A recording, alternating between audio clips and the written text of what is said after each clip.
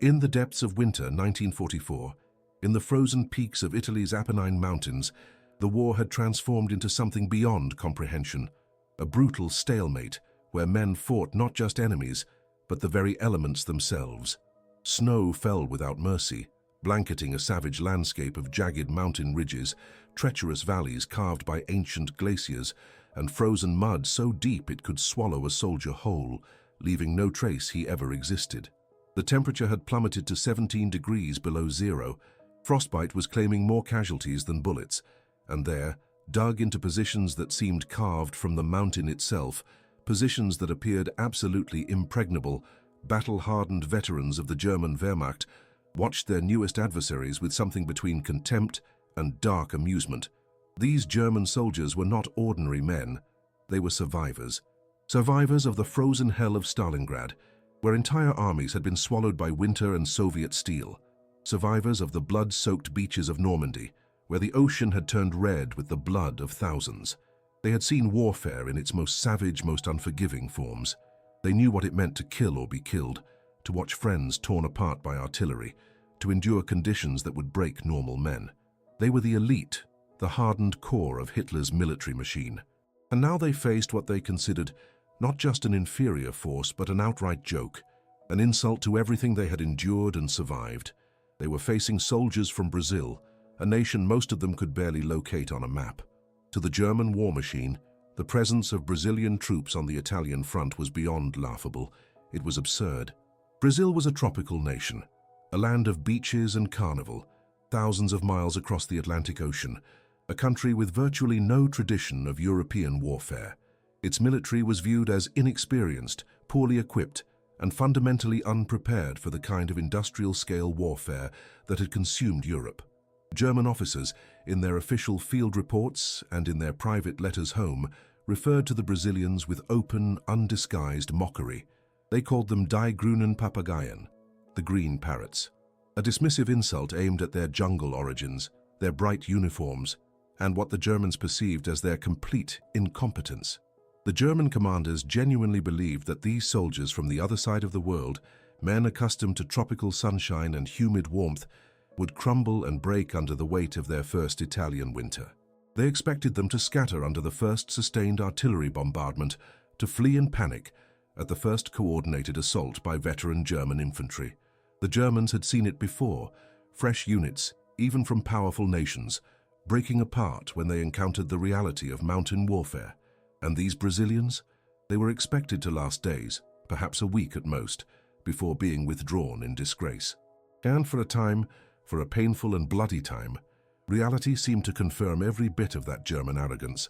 The Brazilian Expeditionary Force, universally known by its Portuguese acronym FEB, had arrived in Italy with approximately 25,000 men, trained intensively for 2 years under strict American military doctrine. It was a doctrine forged on the wide-open plains of America's heartland, in places like Fort Knox and Camp Polk, built around principles of overwhelming firepower, massive artillery barrages, and frontal assaults supported by armor and air superiority. It was a doctrine designed for the battlefields of France and the Low Countries, where mobility and firepower could be concentrated to devastating effect. But the mountains of Italy were nothing, absolutely nothing, like the training grounds of Texas or the maneuver areas of Louisiana. The Gothic Line, Germany's fortified defensive position stretching across the northern Apennines, was a masterpiece of defensive engineering. It consisted of machine gun nests embedded deep within reinforced concrete bunkers, expertly concealed minefields that could tear a battalion apart in minutes, interconnected trenches that allowed defenders to shift positions without exposure, and mortar positions with clear, unobstructed sightlines over every conceivable approach route. The valleys approaching these positions became killing fields, zones of death where any attacking force would be exposed to interlocking fields of fire from multiple directions simultaneously.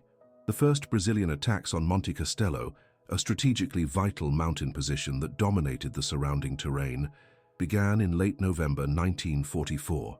They were catastrophic failures, bloodbaths that accomplished nothing except filling field hospitals with wounded and dying men. Entire battalions, consisting of hundreds of soldiers, advanced uphill under absolutely withering machine gun and mortar fire, attempting to seize elevated positions through sheer determination and courage, and they were systematically, methodically massacred. The German defensive fire was so intense, so precisely coordinated, that Brazilian soldiers described it as walking into a solid wall of metal and fire. Young Brazilian soldiers, many of them barely 20 or 21 years old boys really, from cities like São Paulo, Rio de Janeiro, Belo Horizonte, and Porto Alegre, learned the cruelest lesson war can teach, that bravery alone, no matter how genuine or how fierce, cannot conquer a mountain defended by experienced soldiers with superior positions. They were being systematically outmatched, not just in firepower, though that was part of it, but more critically in terrain knowledge, in tactical sophistication, in understanding how to fight in these specific hellish conditions. The Germans were absolute masters of defensive mountain warfare, having perfected their techniques in campaigns across Norway, Greece, and the Eastern Front. The Brazilians were dying in appalling numbers because they were using tactics fundamentally unsuited to this frozen vertical battlefield. By mid-December, after 3 failed assaults on Monte Castelo alone, the FEB had suffered over 400 casualties, and they had captured precisely 0 strategic objectives.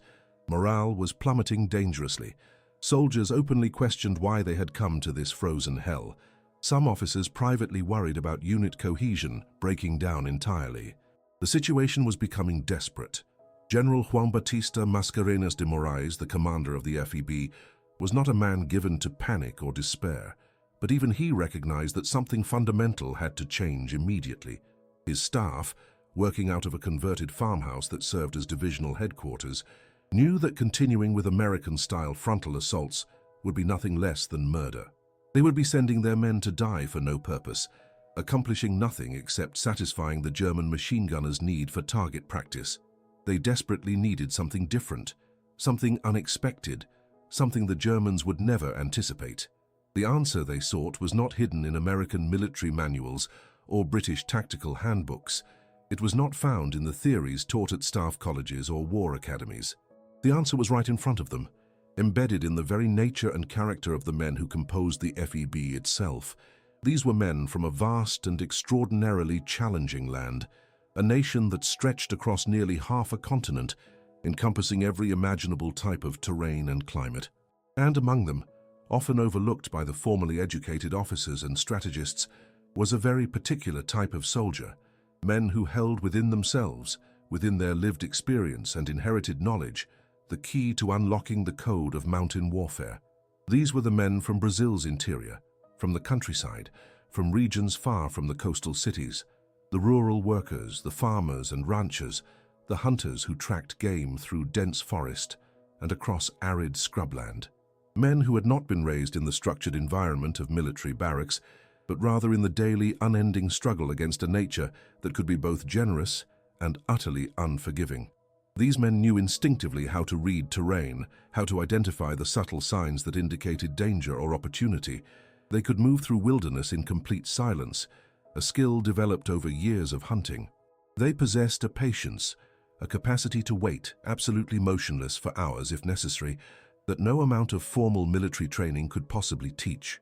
A soldier who had grown up hunting deer and wild boar in the dense, thorny scrublands of Brazil's northeast, navigating terrain so difficult that outsiders considered it impassable, possessed an instinctive ability for stealth and patience. A young man from the mountainous interior of Minas Gerais or Rio Grande do Sul, who had spent his entire life traversing trails through rugged highlands, guiding cattle across treacherous passes, had developed a sense of direction and an ability to navigate complex vertical terrain that surpassed any compass or map. The FEB was about to undergo a transformation that would be quiet, almost invisible to outside observers, but absolutely radical in its implications. They would stop trying to fight the Americans' war using American methods. They would stop attempting to be something they were not. Instead, they would begin fighting their own war, a smarter war, a more cunning war, a war of intelligence and adaptation rather than brute force, a distinctly Brazilian war.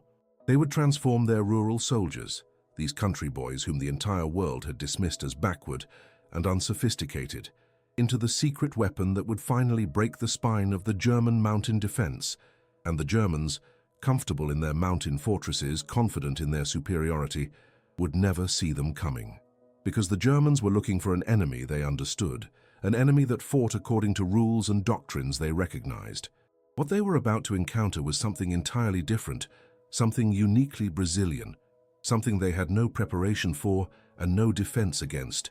The transformation of the Brazilian Expeditionary Force was not the result of a single brilliant strategic decision made in a comfortable headquarters far from the front. It was an evolution forced by brutal necessity, written in the blood of soldiers who died because existing tactics did not work. The winter of 1944 to 1945 became the cruelest, most unforgiving teacher imaginable. Temperatures routinely dropped to -15 or -20 degrees Celsius. Brazilian soldiers, issued uniforms designed for temperate climates at best, suffered horrifically from frostbite and exposure. Dozens of men lost fingers and toes to the cold. Respiratory illnesses swept through units. The constant, relentless snowfall did not merely make movement difficult. It created an eerie, deadly silence across the battlefield where the snap of a single frozen branch, the crunch of snow under a careless boot, could betray an entire patrol to enemy listeners. It was in this environment of suffering and failure that military doctrine began to change organically, evolving from the bottom up rather than being imposed from above. Sergeants and junior officers, men who were actually leading patrols and small unit actions, men who watched their soldiers die in pointless frontal attacks, began to experiment with different approaches. They started questioning the American doctrine they had been taught. They began to realize that the night, which had been feared as a time of maximum vulnerability, could actually become a powerful ally if used correctly. Patrols began venturing out not at dawn, which had been standard practice, but at dusk and throughout the night. Small teams, typically 4 to 6 men, carefully selected for specific skills, dressed in whatever improvised snow camouflage they could acquire or create. Some used stolen white bedsheets from abandoned farmhouses. Others fashioned capes from parachute silk painted white. They disappeared into the darkness systematically, night after night. But their mission profile had changed fundamentally. They were no longer going out to engage the enemy directly. Instead, their mission was reconnaissance in its purest, most patient form, to observe, to map, to learn the German positions with meticulous detail. And this is precisely where the rural soldiers, the men from Brazil's interior, began to shine with a brilliance that astonished their officers. A soldier who had grown up hunting in the dense, thorny scrublands of Brazil's northeast, the Caatinga, a harsh, semi-arid region where survival itself required skill and patience, possessed abilities that formal military training simply could not replicate. He knew instinctively how to use shadows and terrain features to remain invisible. He understood how to read subtle changes in wind direction and use them to approach undetected. He had learned through years of hunting how to wait for hours, even entire nights, absolutely motionless despite discomfort, cold, or fear, waiting for the perfect moment. Similarly, a young soldier from the mountainous interior regions of Minas Gerais or Santa Catarina, a man who had spent his entire life traversing trails through rugged highlands, guiding livestock across dangerous passes, possessed a sense of direction and spatial awareness that surpassed any navigation equipment. These men could look at a mountain slope and instinctively identify the safest route, the paths that would provide cover, the areas where snow might conceal deadly drops. These soldiers, who had perhaps struggled with the rigid, formal discipline of barracks life and parade ground drill, proved to be absolute geniuses on the mountain battlefield.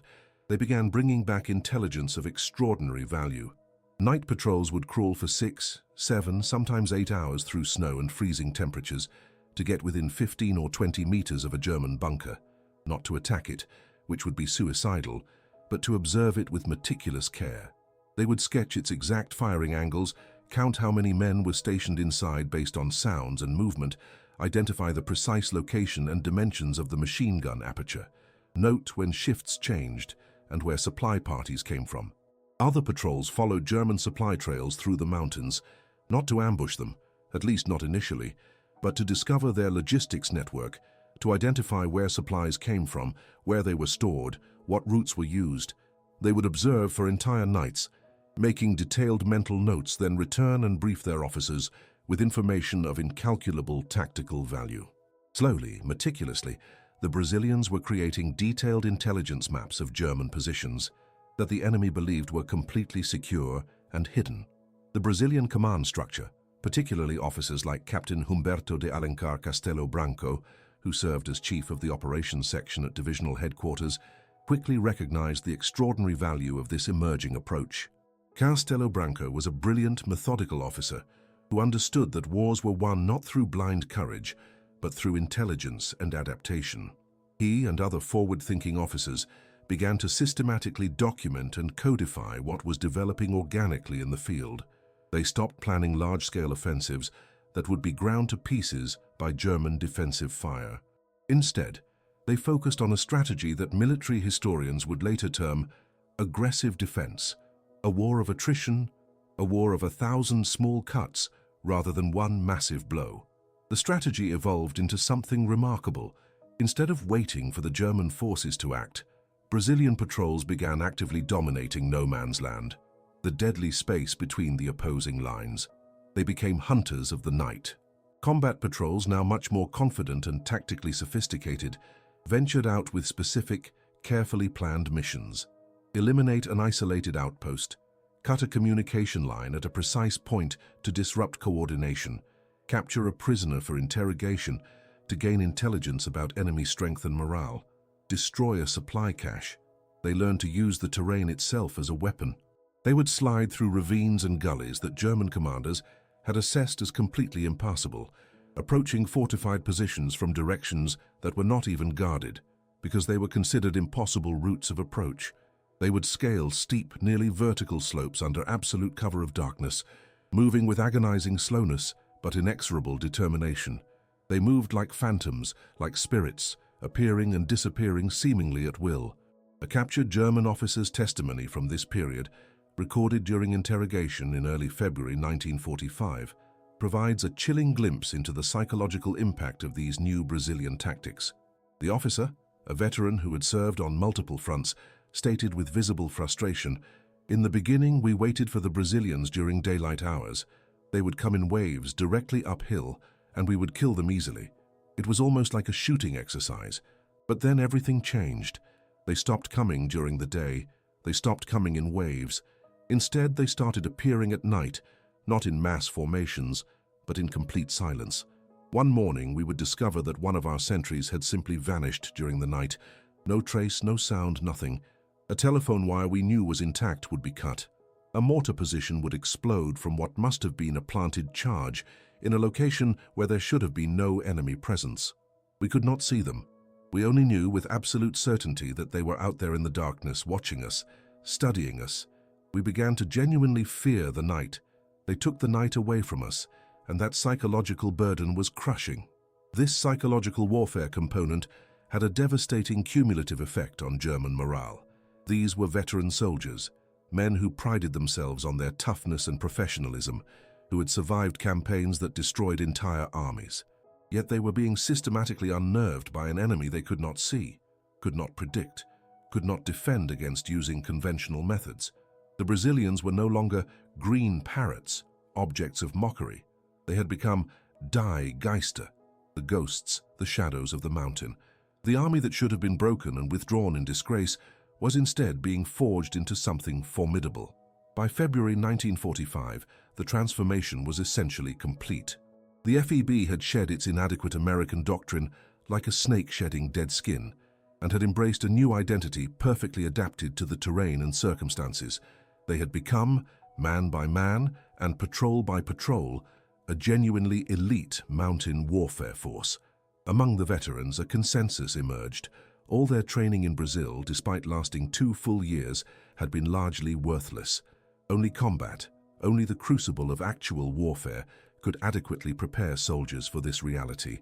This story demonstrates something profound about human adaptability and the power of respecting indigenous knowledge. If you're finding value in this historical account, we invite you to share your thoughts below. What strikes you most powerfully about how these soldiers transformed themselves? Have you encountered situations where conventional approaches failed and innovation became necessary? Your perspectives and experiences add richness to our community. And if you believe this forgotten history deserves wider recognition, please subscribe to our channel. We have numerous untold stories of courage, adaptation, and human resilience waiting to be shared. Let us know what resonates with you. The culmination of this extraordinary transformation came with the final offensive against Monte Castello, launched in the pre-dawn darkness of February 21st, 1945. After months of failures that had cost hundreds of lives and shattered battalion morale, Allied Command, now fully aware of the Brazilian tactical evolution, approved a radically different operational plan. This would not be another suicidal frontal assault. Instead, it would be a complex, sophisticated flanking maneuver executed under complete darkness, utilizing every lesson the Brazilians had painfully learned. And the spearhead, the absolutely critical element of this operation, would be the rural soldiers who had become acknowledged masters of mountain infiltration warfare. The battalion commander selected to lead the main assault embodied this new form of Brazilian military leadership. Major Humberto Peregrino was not a product of elite military academies or aristocratic family connections. He was a man who fundamentally understood his soldiers because he shared their background and values. He had grown up in rural Rio Grande do Sul, spoke with the same accent as many of his men, understood their capabilities and their fears. He knew with absolute certainty that ordering another direct uphill assault would accomplish nothing except adding more names to the casualty lists, so he took a different approach entirely. He gathered his sergeants and junior officers, many of them possessing the same rural origins as their subordinates, around a mud-stained tactical map spread across a wooden table in a freezing stone farmhouse. Rather than giving broad, vague directives, he pointed with precise detail to specific terrain features. Narrow ravines that German observers had dismissed as too steep for passage, secondary ridges that could provide covered approaches, blind spots in the German defensive network that months of patient reconnaissance had identified and confirmed. He spoke in direct, simple language that his men understood instinctively. He told them plainly, "We are not going to attack this mountain the way we have before. We are not going to march uphill into their machine guns. Instead, we are going to climb it the same way you would climb a mountain at home when you did not want to be seen. In complete darkness, making no sound, taking no chances, moving like hunters, stalking dangerous prey. Patience will matter more than speed. Silence will matter more than numbers." His words resonated because they made sense to men whose entire lives had prepared them for exactly this kind of challenge. He organized his forces not in the traditional large platoons or companies that would be easily detected, but in small, specialized assault teams of 6 to 8 men each. Every team received a specific, clearly defined objective. One team would infiltrate to eliminate the machine gun nest positioned on the eastern crest, the one that had massacred previous assaults. Another team would cut the communication wires linking frontline positions to the German command post, isolating defenders at the critical moment. A third team had perhaps the most psychologically demanding mission: crawl to within meters of German trenches and simply wait there motionless for hours until the assault signal. The night of February 21st was bitterly cold, with temperatures around -12 degrees Celsius, and crucially, there was no moon. The darkness was nearly absolute. A heavy, oppressive silence hung over the snow-covered mountains. And then, without fanfare or ceremony, they moved. Hundreds of Brazilian soldiers simply dissolved into the darkness like water soaking into earth. There was no preparatory artillery bombardment to announce their intentions, no illumination rounds, no diversionary attacks. The only sound audible was the wind moaning through the mountain peaks and the distant, muffled sounds of normal nighttime activity from German positions. For the next 6 to 7 hours, those soldiers climbed.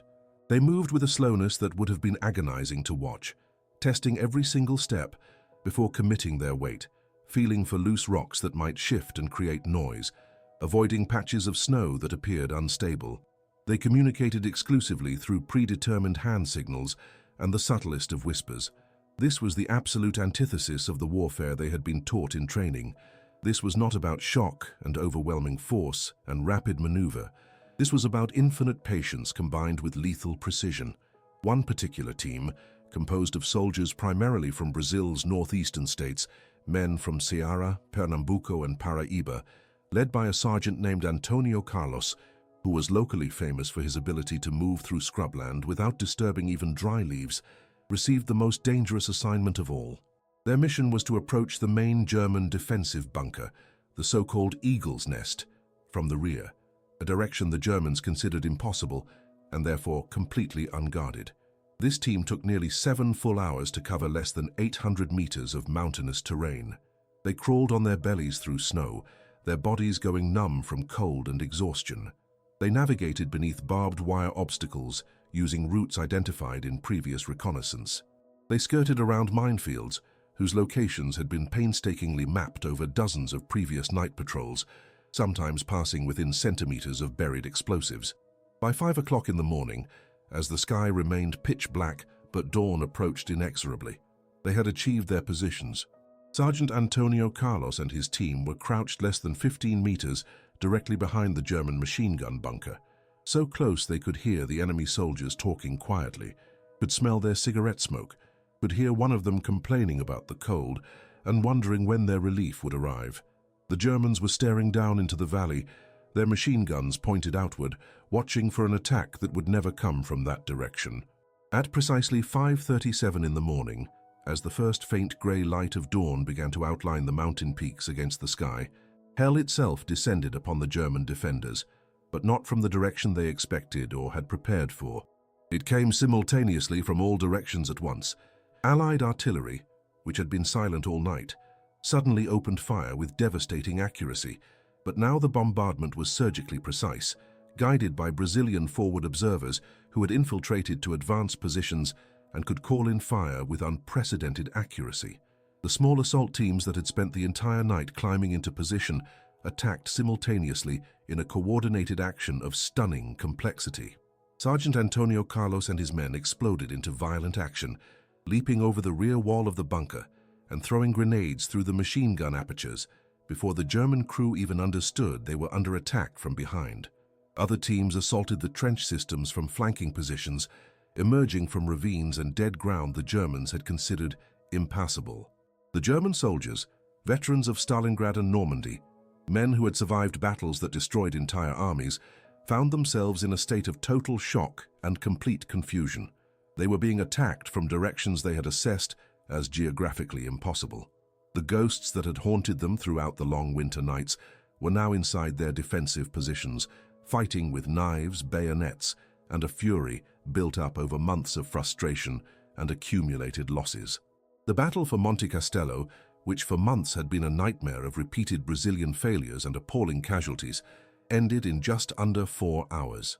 By 10:30 that morning, the summit was in Brazilian hands.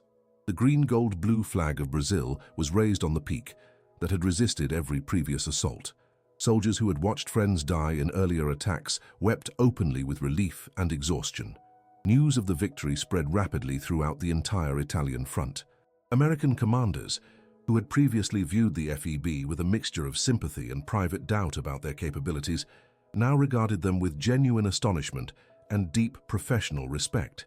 General Mark Clark, the commanding officer of the U.S. Fifth Army, personally visited Brazilian headquarters to offer his congratulations.